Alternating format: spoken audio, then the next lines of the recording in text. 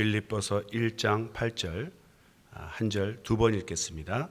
시작. 내가 예수 그리스도의 심장으로 너희 무리를 어떻게 삼았는지 하나님이 내 증인이시니라. 내가 예수 그리스도의 심장으로 너희 무리를 어떻게 사모하는지 하나님이 내 증인이시니라. 아멘. 여기 심장이라는 단어가 나옵니다. 예수 그리스도의 심장. 말씀을 읽다가 이 단어에 굉장히 마음이 집중돼서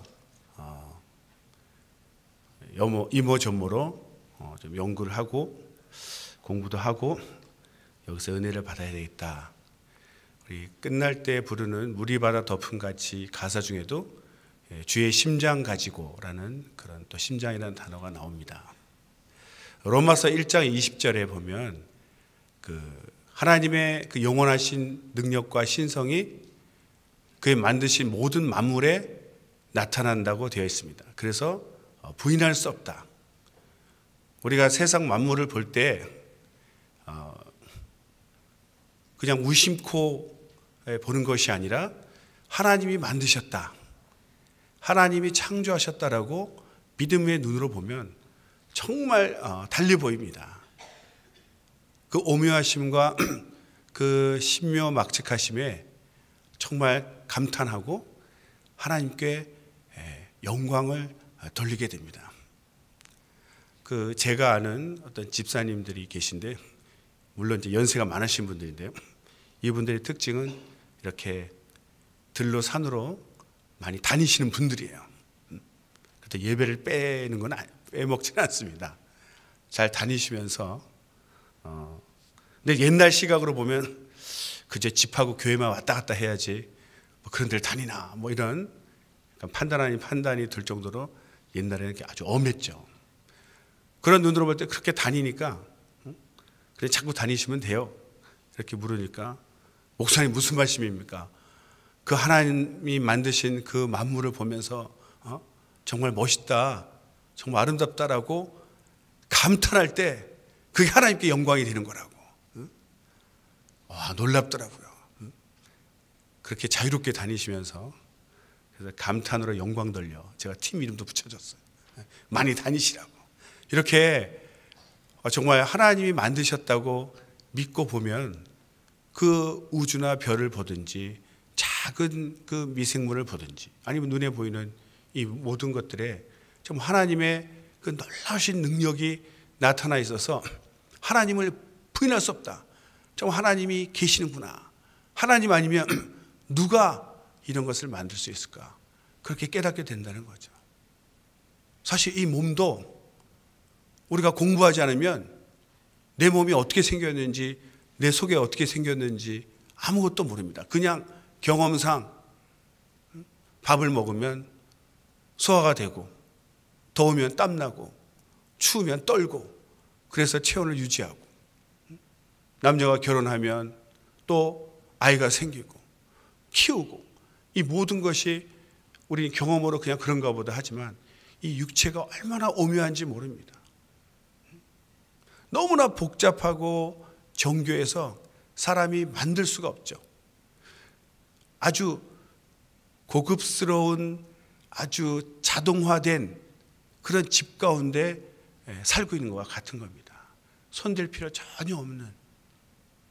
그래서 우리가 세상 만물도 그냥 무심코 보지 마시고 정말 깊이 보면 하나님의 은혜를 정말 깊이 체험할 수 있습니다. 그래서 오늘 이 심장에 대해서 단어가 나왔기 때문에 일단 육체적으로도 심장에 대해서 조금 알아보면 하나님의 은혜가 되겠습니다. 심장 나와주세요. 네, 심장이 나왔습니다. 네? 이걸 탁 보면 아이고 골치야 이렇게 생각이 드신 분은 학생 때 저것 가지고 시험 문제 엄청 많이 만들어냈거든요. 많이 틀리셨던 분들. 아니면 저 사진 보고 마음이 덜컹하시는 분은 이 심장에 이상이 있을까 봐 나이 드시면 걱정이 많이 되죠. 많이 보셨죠? 옛날에 저걸로 시험 문제를 한 몇 가지 많이 낼 수 있죠.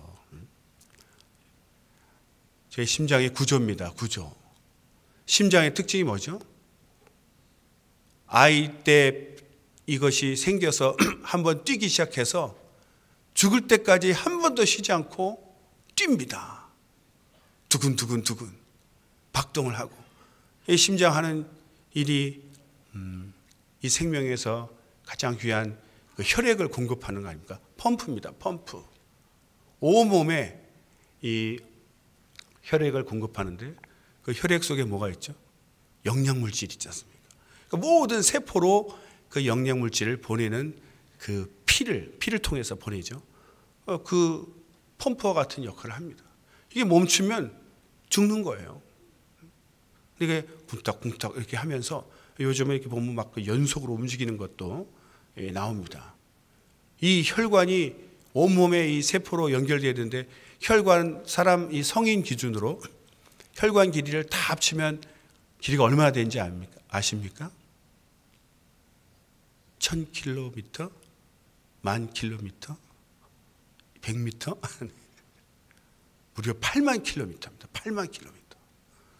우리 지구 적도 둘레가 4만 킬로미터라고 그러죠. 앞으로 걸어 나가면 다시 돌아오는데요. 걸어서 얼마 만에 돌아올지 모르겠지만 그 지구 둘레가 4만 킬로인데 이 혈관의 길이가 8만 킬로랍니다. 어마어마하죠. 거기를 다 보내는 거죠, 피가. 그래서 우리가 배우다시피 뭐 몸에서 나가면 동맥, 들어오면 정맥. 그러니까 동맥은 깨끗하다, 정맥은 더럽다. 이렇게 외운 사람은 꼭 시험 문제 틀리더라고요. 이게 대동맥을 통해서 심장에 들어왔다가 다시 폐로 가서 이제 이산화탄소는 내보내고 산소를 받아들여서 다시 또 몸으로 간다. 이렇게 알고 있지 않습니까? 그러니까 이게 들어와 가지고 대동맥에서 들어와 가지고 어디로 들어오죠? 이 고등생물은 심실 2개, 심방 2개. 그래서 이심방, 이심실. 기억나시죠? 목사님, 은혜 받으러 왔습니다. 공부하러 온 거 아니라고. 공부하는 게 아니고요. 지금 하나님의 신성을 느끼기 위해서 지금 공부하는 거 아니, 공부가 아니고 하나님의 신성을 체험하는 중입니다. 지금 만져보세요. 뛰고 있다니까요. 지금 내가 살아있는 증거. 안 보이지만. 벌써 이 그림 자체가 저 파란 쪽이 우측입니다. 그림이 저게 왜 우측이야 좌측이지 벌써 이렇게 생각하시는 분은 이 그림을 이해를 못 하시는 거죠. 사람이 지금 누워 있는 겁니다. 누워 있어요. 누워서 위에서 봤으니까 누워 있으니까 이 파란 쪽이 왼쪽 같지만 우측입니다. 그래서 위에 방실 이렇게 돼 있죠. 파란 쪽이 우심방 우심실. 그러니까 우심방 와서 우심실 와서 다시 이제 폐로 나가니까 폐동맥으로 와서 허파를 거쳐서 싹 교환하고 다시 빨간 쪽이 뭐죠? 좌측입니다. 좌심방, 위에가 방이에요. 아래로 좌심실로 가서 다시 온몸으로 이제 퍼져나가는 거죠. 그래서 순서가 어떻게 되죠? 방실. 이걸 외운 사람은 시험 칠 때 방실 위해서 치는데 그 어떻게 되는가 순서가 나오잖아요, 시험에. 그때는 외우려고 하니까 머리가 아팠지만 지금은 하나님의 신성을 체험한다. 그 능력을 체험한다. 이렇게 하면 너무 감사하고 흥미롭죠. 그래서 저는 이거 생각했습니다. 아, 심장이 방실해야 우리 온몸이 건강하고 표정도 방실하다. 이렇게 외운 사람은 시험을 잘 치게 돼 있죠. 이렇게 도는데요. 잘 보면 그림에는 안 나와 있지만 이 심장이 지금 빨간 부분의 아래쪽 좌심실 이쪽이 좀 큽니다. 왜냐하면 저를 한 방에 온몸으로 보내야 되거든요. 파란 쪽 아랫방은 폐만 보니까 옆으로 보내니까 조금 작은데 이 좌심실은 크게 아주 그냥 한 방에 버려야 되기 때문에 두껍습니다. 그래서 약간 이렇게 비대칭이죠. 이 심장이 우리의 어떤 세포의 영양분, 산소를 공급하기 때문에 이 심장이 멈추면 우린 법적으로 죽었다 이렇게 얘기하는 거예요. 그러니까 사람이 죽은 것 확인할 때 이제 의사 선생님이 심장이 멎으면 일단 법적으로는 심장이 멎으면 죽었다. 그 이렇게 보면 영화에 보면 뇌파가 그 뇌파가 아니죠. 박동이 뛰다가 또 이렇게 멈추죠. 운명하셨습니다. 이렇게 되는 거예요. 무섭죠. 하나님이 이렇게 심장하고 또 생명이 가장 직결되는 또 한 기관이 있습니다. 한 가지만 더. 뇌 나와주세요. 뇌가 이렇게 생겼어요. 간단하게 하겠습니다. 사람이 이 뇌가 사실 나예요. 이성. 이 뇌가 구조적으로는 이제 위에 이렇게 크게 되어 있는 게 이제 대뇌, 뭐 전두엽, 뭐 후두엽, 뭐 이렇게 해가지고 몇 개 구조로 되어 있죠. 그리고 그 밑에 파랗게 보이는 아래쪽 뒤에 보이는 게 이제 소뇌, 그리고 밑으로 쭉 내려간 게 이제 간뇌, 또 뇌간 이렇게 얘기합니다. 그러니까 우리가 생각하고 사고하고 모든 것들은 어디서 하죠? 대뇌에서 하는 거죠. 그리고 운동하는 것은 저 소뇌에서 하는 거고, 숨 쉬고 또 이렇게 숨 쉬고 그런 부분은 이제 간뇌 중간 부분 척수로 이렇게 이어집니다. 이 뇌가 사실은 이 뇌 속에서 모든 생각 같은 결정 같은 걸 하죠. 그래서 올바른 지식을 받아들여서 올바른 판단을 하는 것이 이 뇌입니다. 그런데 잘못된 지식을 받아들이고 잘못된 판단을 하면은 이게 이름만 뇌지 문제가 생기는 거예요. 잘못된 걸 고치지 못하고 올바른 판단을 못하는 그런 뇌를 무슨 뇌라고 합니까? 맹뇌. 맹뇌라고 하는 거예요. 우리는 맹뇌가 아니고 올바른 지식으로 올바른 판단을 해야 됩니다. 근데 이 뇌가 또 중요한 게 뭡니까? 이게 나라고 하는데 옛날에도 이런 말 있죠. 이 생각하고 사고하는 이성은 이 머리, 이 뇌에서 하는 것 같고, 감성, 이성과 좀 대비되는 감성은 우리 심장이 한다.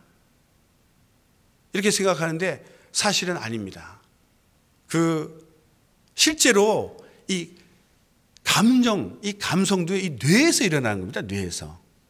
그런데 막 흥분하고 이러면 어떻게 되냐면 그 신호가 심장으로 가서 심장이 막 두근두근 하지 않습니까?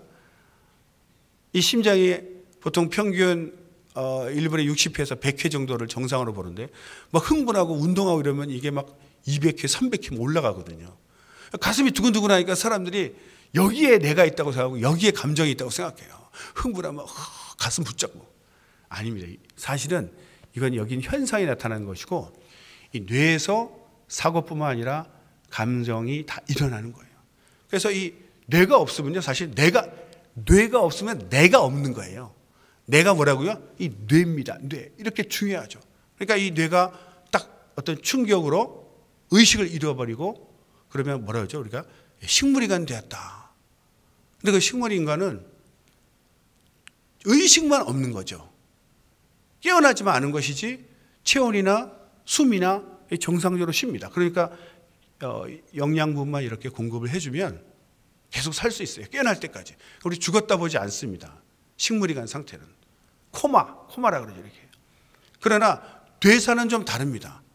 뇌사는요, 이 대뇌뿐만 아니라 이 숨골, 이 모든 기능이 죽었기 때문에 기계로 정말 요즘 같은 발달된 기계로 숨을 쉬게 해주지 않으면 심장을 뛰게 하지 않으면 다른 말로 기계를 띄워버리면 바로 사망입니다. 그러니까 이 뇌는 죽어 있는데 실제로 뇌가 죽는 경우는 뭐 교통사고나 추락하거나 충격받거나 또는 심장이 멎어서 피가 공급되지 않으면 이제 뇌가 산소 공급이 안 돼서 이제 죽는 거죠. 그렇게 죽으면 그건 뇌사라고 하는 거예요. 뇌사. 사실 뇌는 한번 이렇게 죽으면요 소생이 안 됩니다. 아까 말씀드렸지만 법적으로는 심장이 멎으면 사망이라 하지만 이 의학적으로는 뇌가 죽으면요 심장은 뛰고 있어도 죽었다 판단합니다. 정상적으로 기계를 설치하지 않으면 한 2시간 만에 다 모든 기능이 뇌가 죽었으니까 신호를 못 보내기 때문에 심장이고 뭐고 다 멈춥니다. 그래서 사실은 의학적으로 이제 뇌사가 되면 빨리 이제 판단을 해서 이제 장기 이식 약속하신 분들 막 그때 해야 되는 거예요. 멈추기 전에. 이렇게 심장이 멈춰도 곧 후에 뇌가 멈추고 또 뇌가 멈춰도 나중에 좀 있다가 심장도 멈추죠. 이게 두 관계가 서로 연결되어 있죠. 사람을 구성하는 그 나라는 이 어떤 인격, 나라고 생각하는 나는 사실 뇌 속에 있습니다. 그러니까 머리를 함부로 치고 그러면 안 되겠죠. 아주. 그래서 사람 두개골이 이 몸의 뼈 중에 제일 단단합니다. 뭐가 퉁 떨어져도 이 뇌가 혹만 나지 잘 안 깨지거든요. 이 뇌를 보호하기 위해서. 그리고 이 심장도 우리의 어떤 혈액을 통해서 양분을 공급하는. 그래서 이 뇌와 심장이 정말 인간에게 정말 소중합니다. 하나님이 이렇게 사람을 만들 때 뇌와 심장을 주셨는데 물론 그 외에도 많은 기관들이 있죠. 그런데 그 복잡한 것을 다 노출시키면 우리 해부도 이렇게 보면 되게 징그럽죠. 그런데 하나님이 이렇게 피부로 싹 이렇게 한꺼풀 덮어가지고 뭐 이쁘다 뭐 이쁘다 하지만 사실은 그 한꺼풀 피부만 벗기면요 징그럽습니다. 다치지 않도록 주의를 해야죠. 제가 심장이라는 단어가 나와서 좀 생물학적으로 심장에 대해서 얘기를 해봤습니다. 근데 우리가 왜 사도 바울이 이제 심장이라는 단어를 썼을까? 이렇게 우리 몸에 가장 소중한 그 기관이기 때문에 심장이라고 썼을까? 물론 좀 성경에서는 다른 의미로 쓰입니다. 이 심장이라는 단어가 우리나라 번역에서는 심장이라고 되어 있지만 원문으로는 좀 뜻이 좀 다르죠.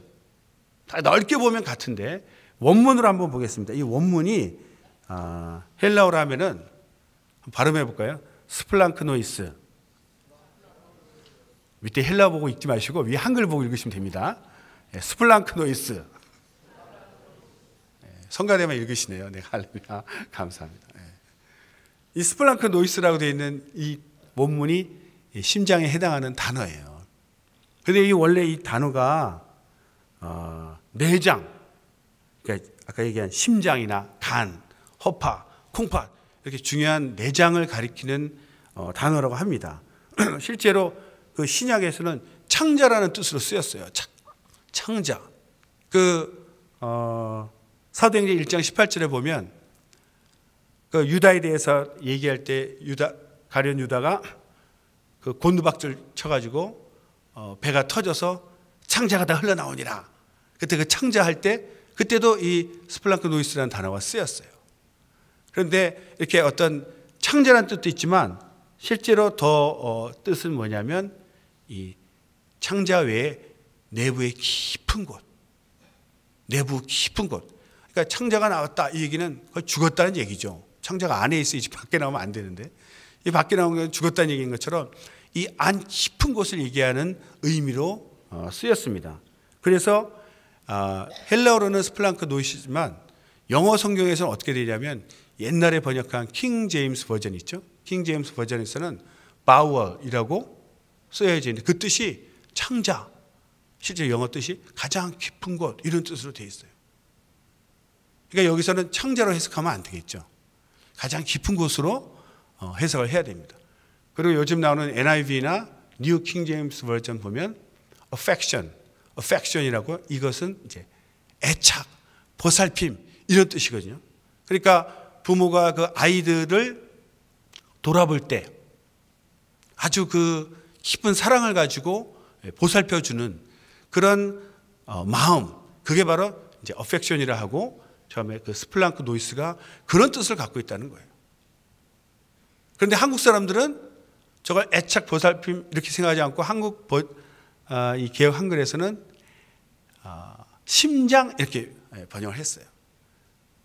또 이제 새로 번역된 데 보면 예수 그리스도의 심정 이렇게도 이제 심정, 마음 좀 더 의미가 좀 현대화됐죠. 그런데 이 심장 이렇게 얘기할 때는 이게 어떤 우리 옛날 사람들의 특징인 것 같아요. 내 마음 이렇게 얘기하지 않고 내 심장으로 이럴 때는 훨씬 느낌이 강하죠.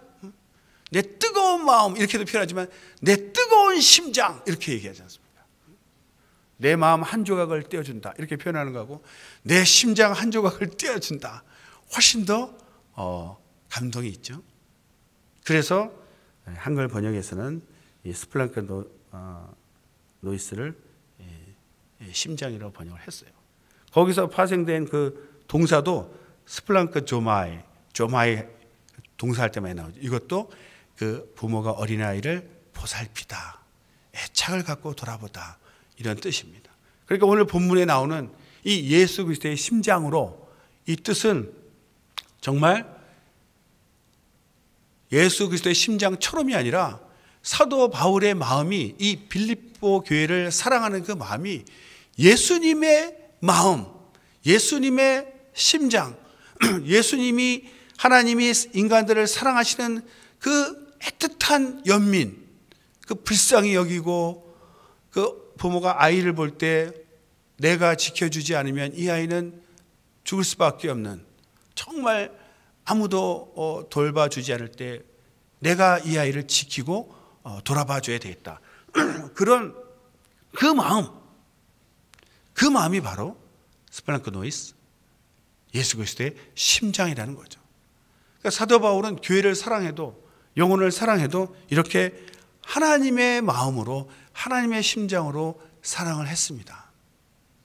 이것이 가능한 이유는 우리도 받았지만 성령을 받아서 성령의 감동으로 하나님의 마음을 품고, 내 마음이 아닌 하나님의 마음으로, 하나님의 사랑으로, 하나님의 애착으로 빌립보 교회를 사랑한 것입니다. 이 빌립보 교회를 사도 바울이 처음 이렇게 세워질 때 그 배경이, 그 자주장사, 빌립보에 갔을 때 어디 기도처를 찾다가 자주장사 루디아를 만나죠. 그래서 내 집에서 거하라 해서, 기도하라 해서 그 루디아의 집이 빌립보 교회의 처음 탄생지죠. 그리고 그 점하는 여종, 그 귀신에게 붙들려서 그 주인에게 돈 벌어주는 점하는 귀신을 쫓아내지 않습니까? 귀신을.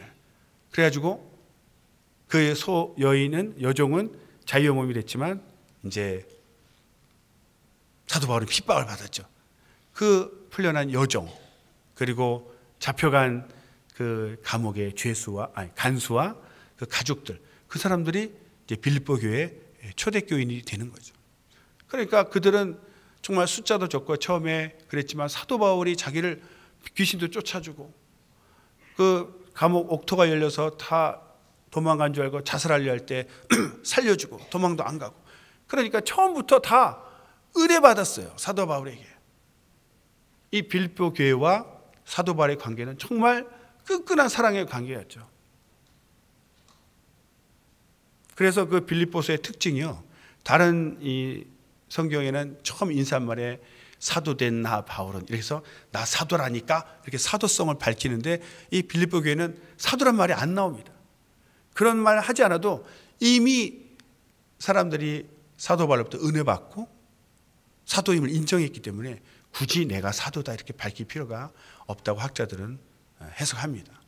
이렇게 빌립보 교회가 어렵고 힘들지만 정말 사도 바울에 대한 사랑이 깊어서 그 가난한 가운데도 사도 바울의 쓸 것을 채우고 그랬습니다. 이렇게 끈끈하고 그 사랑이 넘치는 이런 관계, 이것이 가능했던 이유는 사도 바울 마음이 인간의 마음이 아니라 하나님의 마음이다, 성령의 마음으로 이 모든 것을 감당했기 때문이죠. 실제로 빌립보서에 이 쓴 편지도 그 로마에서 갇혀 있을 때, 그 시위대가 둘러싼 가이사의 집이라고 하죠. 그 갇혀 있었을 때 썼다고 합니다. 왜 썼겠어요? 이 빌립보 교회도 문제가 있었어요. 그 여인 중에 보면 유오디아, 순두계, 그 두 여인의 파가 있었어요. 그 두 여인을 중심으로 파가 있어서 분쟁이 일었었고, 또 유대인들이 와가지고 율법 지켜야 된다고 막 주장하고, 사도 바울은 감옥에 가서 오지 않고 오랫동안 안 오니까 불안하고, 또 외부에서 자꾸 다른 이론으로 공격하고, 그런 문제점들이 많이 있었습니다. 그럼에도 불구하고 사도 바울은 그들을 품고 계속 사랑하고 기도했죠. 여기서 우리가 알 수 있는 것은 예수 그리스도의 심장으로란 말이죠. 다른 말로 하면 아무리 사도 바울이라도 예수 그리스도의 심장이 없었다면 자기의 심장, 자기의 마음, 그 인간의 사랑의 열정으로는 이렇게 뜨겁게 사랑할 수 없다는 거죠. 제가 저를 봐도요, 우리 가족, 배우자나 자식에 대한 사랑은 정말 이 육체적인 사랑으로 감당이 됩니다. 그러나 가족만 벗어난 사람들에 대해서는 저의 이 인간적인 사랑으로는 안 된다는 걸 알았어요. 이 교회가 이렇게 유지될 수 있는 힘이 무엇입니까? 나의 심장, 나의 인간적인 사랑의 능력으로는 가족 이외에는 사랑하기 힘들다는 거예요. 교회가 이렇게 유지되고 서로 함께 갈 수 있는 그 힘의 그 원동력은 예수 그리스도의 심장, 예수 그리스도의 영원 사랑하는 그 마음을 성령으로 내가 받았기 때문에, 그걸 깨달았기 때문에 우리가 끝없이 용서하고 또 품고 사랑할 수가 있다는 거죠. 그런데 그것을 구하지 않고 여전히 자기의 마음만, 자기 인간의 사랑의 능력으로만 이 교회에서 서로 사랑하려고 한다면 실패합니다. 그 실패의 결과가 다툼이고 분쟁이고 내가 이겨야 되고 내가 눌러야 되고 불신자가 별 다를 바가 없다는 거예요. 하나님께서 이 교회를 세우실 때 성령을 우리에게 보내주신 것은 우리 인간의 능력으로는 서로 사랑할 수 없다는 거죠. 가족 외에는 사랑하기가 너무 벅찹니다. 그래서 성령을 보내주셔서 사랑할 수 있는 힘, 곧 하나님만이 할 수 있는 죄인을 사랑하시고 용서하신 그 사랑의 능력을 성령으로 내 마음에 그 마음을 채워주셔서 내가 할 수 없는 그 사랑, 그 용서, 그 품는 마음을 우리에게 주셨다는 거죠. 우리가 초신자 때 사랑을 받을 때는요, 행복하고 기쁩니다. 사랑이 좋은 것이야. 얼마나 좋습니까? 달라는 대로 주고 해달라는 대로 다 해주니까. 사실 사랑 받을 때도 행복하고 기쁘죠. 그러나 그때는 사랑의 참 어떤 깊이, 참 사랑의 그 능력을 모를 때입니다. 이제 성장해서 부모처럼 영혼을 돌보고 영혼을 사랑할 때가 되면 얼마나 사랑하는 것이 힘든가를 깨닫게 되는 거죠. 도저히 못하겠다. 감당이 안 되거든요. 전혀 나와 다른 사람이 올바른 길을 가르쳐줘도 불순종하고 오히려 무시하고 대적까지 한다면 인격이 막 망가지고 자존심 상하고, 부모님들이 자녀들에게 잘 하는 말이 있다는 거죠. 이게 다 너를 위해서 하는 거지 나 좋으라고 하는 거냐, 그런 것처럼 그렇게 알려줘도 무시하고 불순종할 때 그 얼마나 애가 탑니까? 화나죠. 나중에는 사랑하려고 시작했다가 미움으로 끝날 수도 있습니다. 그런데 오히려 그때를 통해서 사랑하는 것이 이렇게 힘들구나, 사랑은 인간이 할 수 없다는 걸 깨닫는 거죠. 그때 하나님에 대해서, 주님에 대해서 더 깊이 생각하게 됩니다. 내가 하나님 앞에 얼마나 불순종했을까. 그런데도 나를 포기하지 아니하시고 끝까지 사랑해 주신 그 사랑에 오히려 더 회개하게 되고 더 감사가 넘치게 됩니다. 자녀를 키워본 부모가 정말 사랑의 깊이를 아는 것처럼 영혼을 돌보고 영혼을 책임지는 우리 목양사님들, 또 직분자들, 교사분들, 정말 영혼을 양육한다는 것이 얼마나 힘든 일인지 똑같은 답을 쓰겠죠. 저는 할 수 없습니다. 그래서 우리는 성령을 의지하는 겁니다. 우리가 할 수 없다는 걸 하나님이 이미 아시기 때문에 성령을 보내주셔서 너희는 할 수 없으나 나는 할 수 있고 나는 해냈다. 그래서 내게 능력 주신 자 안에서 내가 모든 것을 할 수 있느니라. 그 말씀과 같이 성령을 보내주셔서 하나님의 마음으로, 하나님의 사랑으로 그 일을 감당하는 것입니다. 그러니까 우리의 기도 제목은 성령 충만, 다시 말해서 예수 그리스도의 심장을 내게 주시옵소서. 내가 이 사랑 못하는 내 심장 다 띄어가시고 정말 예수님의 심장을 주셔서 예수님의 마음으로, 예수님의 사랑으로 영혼을 품게 해달라고 그렇게 회개하고 기도하면 어느새 내 마음이 예수님 마음으로 바뀌어져 있습니다. 그러면 다시 또 사랑할 힘이 생겨서 품게 되고 붙들게 되는 거죠. 포기하지 아니하시는, 포기할 수 없는 하나님의 마음을 갖게 되는 것입니다. 우리는 정말 이 교회를 정말 지금이 사실 정상이죠. 핍박이 있는 것이 정상 아닙니까? 그동안 우리가 너무 핍박 없이 나태하게 살다가 이렇게 바로 옆에서 쿡쿡 찔러대고 이 핍박 가운데 살 때 더더욱 이 교회를 지키고 돌아볼 수 있는 힘은 바로 예수 그리스도의 심장으로, 예수 그리스도의 사랑으로, 그 마음으로 서로를 품고 용납할 때 하나님 기뻐하시고 이 교회는 든든히 서갈 것입니다. 할렐루야. 하나님이 비로소 이 교회를 예수 그리스도의 심장으로, 그 뜨거운 사랑으로 용납하시고 품으시기를 예수 이름으로 축원합니다. 할렐루야. 기도하겠습니다. 오늘 은혜 받으신 대로, 감동되신 대로 정말 예수의 뜨거운 마음, 뜨거운 사랑, 그 심장으로 나를 가득 채워달라고 예수의 한번 부르고 기도하시겠습니다.